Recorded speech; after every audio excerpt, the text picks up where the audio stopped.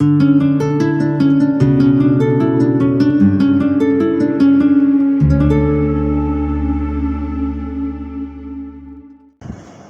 में आप सबकी सलामती हो बच्चों। कैसे हैं आप सब? ठीक है। आवाज़ ही नहीं आ रही। सब आप सब ठीक है? लेसन सुनने के लिए रेडी है? लास्ट टाइम जो मैंने लेसन सुनाया था याद है आप सबको?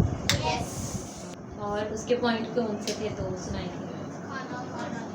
Very good. ये मैंने लास्ट टाइम बताया था ना कि 2 हिस्सों में मैं इसको सुनाऊंगी। ठीक है। तो लास्ट टाइम 2 पॉइंट्स बताए थे इसके। तो नेक्स्ट हम देखेंगे, पहले हम सब वर्ड्स पढ़ेंगे। यूहन्ना 6 बाब और उसकी 12 आए, वही आए तो हम दोबारा पढ़ेंगे। ठीक है। जब वो सैर हो चुके तो उसने अपने शागिर्दों से कहा कि बचे हुए टुकड़ों को जमा करो ताकि कुछ ज़ाया ना हो। क्या हमने इसमें पढ़ा था? जब खुदावंद ने मौजा किया था तो उसमें जब खुदावंद ने मौजा किया तो 5 रोटियां और 2 मछलियों का जब मौजा खुदावंद ने किया तो वहाँ से फिर खुदावंद ने जो बच गया था खाना, तो खुदावंद ने क्या अपने शागिर्दों को कहा कि उसको जमा कर लो ताकि कुछ भी ज़ाया ना हो। जो उसमें से बचा था, क्या ऐसा हुआ था कि शागिर्दों ने उठा के उसको फेंक दिया हो डस्टबिन में या कहीं भी उधर खुले मैदान में कहीं रख दिया हो कि अब ये तो बच गया है तो ये वेस्ट कर देते हैं? ऐसा तो नहीं हुआ था ना। खुदावंद ने उनको बताया, उनको कहा कि ये सब इकट्ठा कर लो, जमा कर लो ताकि इनमें से कुछ भी ज़ाया ना हो। जैसा कि लास्ट टाइम हमने पॉइंट सीखा था खाने का, तो खाने में भी हम लोगों ने ये सीखा था कि हमें खुदावंद जो खाने के लिए मुहैया करता है चीज़ें या जो कुछ भी खुदावंद हमें खाने के लिए देता है, हमें उसकी क्या करनी चाहिए? कदर करनी चाहिए। क्योंकि कुछ लोग बच्चों ऐसे भी हैं जिनको खाने के लिए मिलता ही नहीं है। तो हम तो कितने खुश नसीब हैं कि हमें अच्छे अच्छे खाने के लिए खुदावंद हमें देता है। मुख्तलिफ स्ट्रगल्स के साथ हमारे तक मुख्तलिफ खाने पहुँचते हैं। ठीक है। और इसी तरह पानी भी, कुछ इलाके ऐसे भी हैं जहाँ पे पानी है ही नहीं, और कुछ इलाके ऐसे हैं जहाँ पे उनको खरीद के पानी फिर लेना पड़ता है। ठीक है। फिर वो इस्तेमाल करते हैं। तो हमें पानी के लिए भी खुदावंद की शुक्रगुजारी करनी चाहिए, कदर करनी चाहिए। पानी को हम वेस्ट बिल्कुल भी ना करें। ठीक है। आज हम नेक्स्ट पॉइंट देखेंगे, कागज़। क्या पॉइंट है? कागज़ मतलब पेपर, जो हम लिखते हैं स्कूल में जब हम जाते हैं। कॉपी वगैरह हमारे इस्तेमाल में आती है, कॉपी, रजिस्टर या बुक, कुछ भी हम इस्तेमाल करते हैं ना लिखने के दौरान। कभी ऐसा हुआ है कि हम जब स्कूल जाते हैं तो कॉपी के बगैर ही हम चले जाते हैं? कभी ऐसा तो नहीं ना हुआ? हम जो कुछ भी, हम जब स्कूल में जाते हैं पढ़ने के लिए, जिस भी क्लास में होते हैं, 2 में, 3 में, 1 में, जिस भी क्लास में है, तो उस वक्त ये कागज़ मतलब पेपर, जो मुख्तलिफ पेपर से जुड़ के एक कॉपी या एक रजिस्टर बन जाता है। ठीक है। हम उसके ऊपर क्या करते हैं? लिखते हैं। हम उसकी प्रैक्टिस करते हैं प्रैक्टिस के नहीं करते? कोई बच्चा ऐसा है जो लिखने के बगैर ही ऐसे आगे क्लास में चला जाता हो? ऐसा तो नहीं ना है बिल्कुल भी। तो ये कागज़ का मैं आपको प्रोसेस बताती हूँ, ये मुख्तलिफ तरीक़ों से बना है।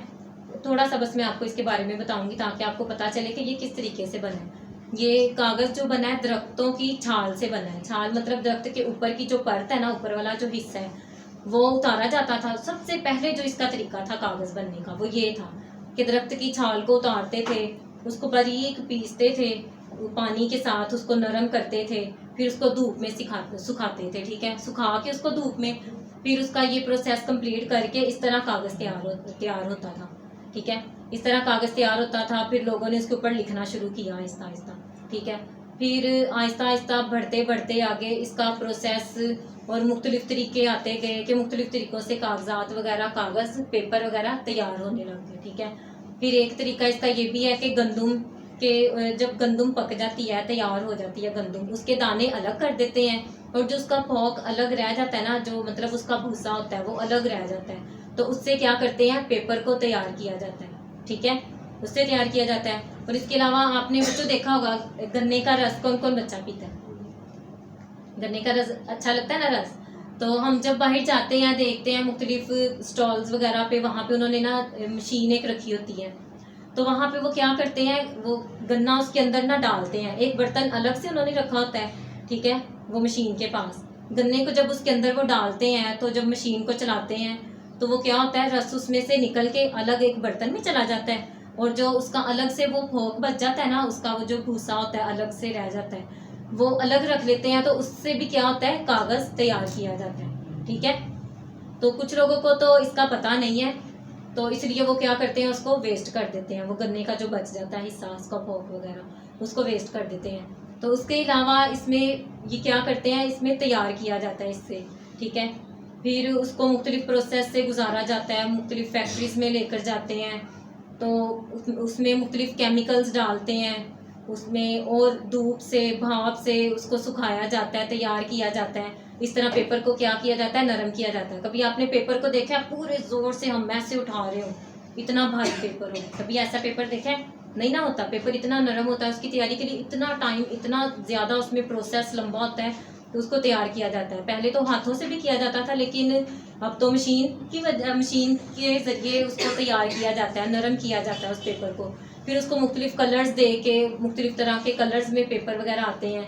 अब पहले तो ये वाइट पेपर होता था, लेकिन अब इसमें क्या है, पहले भी होता होगा शायद, मुख्तलिफ कलर्स में इसमें कलर दिए जाते हैं, ब्राउन होता है, या इसके ऊपर मुख्तलिफ लाइनें लगी होती हैं, रेड कलर की, पिंक कलर की, ब्लैक कलर की, ऐसे लाइनों से वो पेपर देखा ना तैयार किया जाता है, कितना प्यारा लगता है, उसके ऊपर हम लिखते हैं।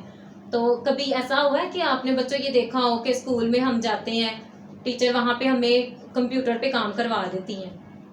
एक तो ये भी होता है ना कि कंप्यूटर क्लास एक अलग होती है, ठीक है, बाकी जब हम काम करते हैं तो उसके अलावा भी कंप्यूटर क्लास होती है। तो क्या टीचर ने कभी ऐसा किया है कि सारे काम टीचर ने कंप्यूटर पे ही करवाए हों, इंग्लिश, उर्दू, मैथ का सब काम टीचर ने कंप्यूटर के ऊपर करवाया हो या लैपटॉप के ऊपर करवाया हो, और फिर टीचर घर से काम करने के लिए देंगे, आपने बच्चों घर से होमवर्क करके लाना है, आप अपने अपने लैपटॉप पे करना, फिर कल आप अपना लैपटॉप लेके आना, उसके ऊपर मैं आपका ये जो होमवर्क आपने किया वो चेक करूँगी। कभी ऐसा हुआ है? किसके ऊपर हम काम करते हैं, अपनी प्रैक्टिस करते हैं? कॉपी के ऊपर करते हैं, प्रैक्टिस लिखते हैं। जब हम ज़्यादा लिखना शुरू करते हैं, अब ये जैसे छुट्टियों का काम भी बच्चों आपको मिला होगा, इतना तो याद करने वाला नहीं होता जितना लिखने वाला काम होता है ना, ऐसा ही। तो हम उसकी ज़्यादा प्रैक्टिस करते हैं, जब लिखते हैं तो हमारी राइटिंग क्या होती है, बेहतर होती जाती है। जब रोज़ हम लिखते हैं, रोज़ प्रैक्टिस करते हैं, तो किसके ऊपर हम प्रैक्टिस करते हैं, जब हम लैपटॉप पे ऐसे टाइप करते रहेंगे या फ़ोन यूज़ करते रहेंगे, ऐसे फ़ोन पे टाइपिंग करेंगे, तो क्या उससे हमारी राइटिंग बेहतर होगी? नहीं ना बेहतर होगी इससे हमारी राइटिंग, बल्कि हमारी राइटिंग किस चीज़ से बेहतर हो सकती है, तो इससे हमारी राइटिंग बेस्ट होती है। और इसके अलावा कैसे राइटिंग बेस्ट होती है, अब हम सुनाते ही रहेंगे, तो फिर क्या इससे हमारी राइटिंग बेस्ट हो सकती है? जब तक हम लिखेंगे ही नहीं, लिखने से ही राइटिंग बेस्ट होती है ना। सुनाएंगे जब हम टीचर को, तो बस वहीं तक हमारी प्रैक्टिस होगी ना, हमें लिखना आएगा। जब तक हम लिखेंगे नहीं तब तक हमें बल्कि पढ़ना भी नहीं हमें आएगा, ठीक है। इसी तरह ये हमें क्या करना है बच्चों, ये कागज़ का जो मैंने आपको ये पॉइंट बताया पेपर का, इसमें हमने क्या करना है, हम इसकी कदर करें कि खुदावन ने हमें इतनी अच्छी ये ब्लेसिंग दी है कि जब हम अपनी स्टडी कर रहे हैं उसमें ये पेपर इस्तेमाल होते हैं, ये कागज़ इस्तेमाल होते हैं। तो इसके अलावा हमारी रूहानियत में भी ये हमारे लिए बहुत बेहतरीन दर्जा है ये हमारे लिए कि हम इनको इस्तेमाल करते हैं। जैसे ये बाइबल है हमारे लिए, तो इसमें क्या मुख्तलिफ ये पेपर्स वगैरह हैं, ये मुख्तलिफ पेपर से एक बाइबल बनी है ना, तो इसके ऊपर ये क्या है, इसमें ज़िंदगी की बातें हैं, हमेशा की ज़िंदगी की बातें हैं, जिसमें हम इस दुनिया में रहते हुए भी हम मुख्तलिफ चीज़ों को अपने लिए सीखते हैं कि हमें इस दुनिया में रहते हुए हमें क्या करना है, क्या सीखना है, क्या कुछ करना है, हमने कैसे आगे बढ़ना है, हम सीखते हैं ना इसमें। जैसे कि अब हम स्कूल जब जाते हैं, तो जब हमने नेक्स्ट क्लास में जाना है, नेक्स्ट क्लास में जब हम जाते हैं, मुख्तलिफ काम टीचर हमें देती हैं, क्वेश्चंस होते हैं, सब्जेक्टिव ऑब्जेक्टिव, या इसकी रीडिंग करनी होती है हमने लेसन्स की, ठीक है। रीडिंग करके उसको अच्छे तरीके से हम सीखते हैं, पढ़ते हैं, फिर आगे बढ़ते हैं ना अगली क्लास में हम टेस्ट दे के।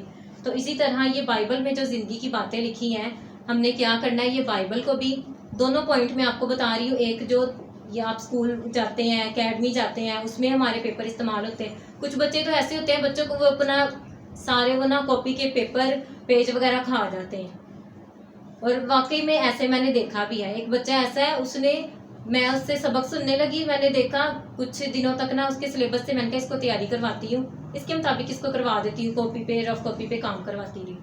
तो कुछ दिनों तक ना उसका मैंने काम देखा नहीं बुक में से। कुछ दिनों बाद जब बुक निकाली उसकी कि चलो इसमें से रीडिंग करते हैं, रीडिंग करने के लिए निकाला, तो बुक उसकी ऐसी थी कि पढ़ा भी नहीं जा रहा था, इतने पेज वो खा गया था जैसे कोई खाना खाता है, ऐसे उसने उसके पेपर ख़त्म कर दिए थे। तो इसमें हमने क्या करना है, कदर करनी। अगर हम एक पेपर भी इसमें से फाड़ लेते हैं ना अपनी कॉपी में से, तो सारी कॉपी हिल जाती है, सारी कॉपी ख़राब हो जाती है।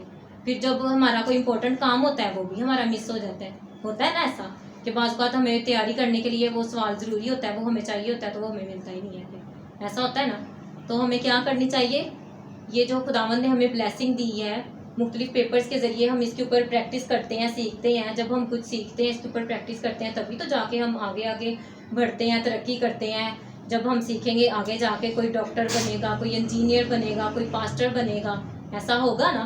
कि अगर हम प्रैक्टिस ही नहीं करेंगे, हमें बाइबल भी नहीं पढ़नी आएगी, तभी हम बाइबल भी पढ़ सकेंगे ना।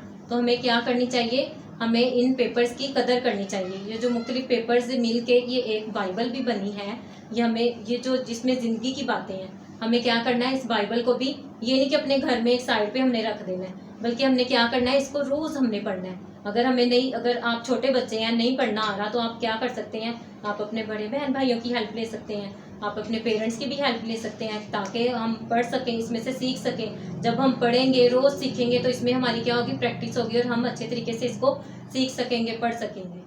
नेक्स्ट पॉइंट हम देखेंगे, सांस। खुदावंद ने जो हमें ये सांसें बख्शी हैं, आप सब यहाँ पर बैठे हैं, कोई यहाँ पर ऐसा है जो सांस नहीं ले रहा?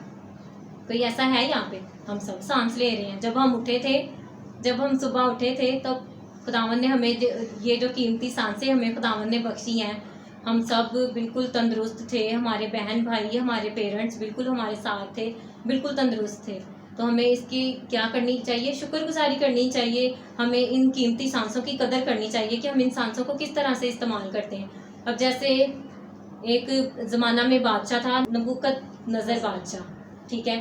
तो वो बादशाह क्या करता है, अपनी मूरत बनाता है, ठीक है। अपनी मूरत मतलब अपनी सूरत जैसी ना, वो एक बनवाता है, कोई मूरत बनवाता है, ठीक है, ताकि सब लोग मेरे सामने उस मूरत को सजदा करें, सजदा करें, सब लोग क्या करें, मुझे सजदा करें। तो क्या वहाँ पे वो दानियल के, जब वहाँ पे 3 दोस्त थे, सिदरक, मिसक और अबदनजू, तो वो क्या करते हैं, उस बादशाह की मूरत को सजदा नहीं करते।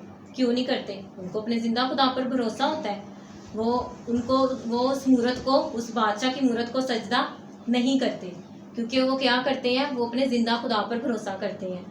तो वो जब उनको सजदा नहीं करते, वो तीनों, जब दानियल के तीनों दोस्त सिदरक, मिसक और अबदनजू जब सजदा नहीं करते, तो बादशाह क्या करता है, उनको आग की भट्टी में डाल देता है। जब आग की थोड़ी सी भी हीट हमारे तक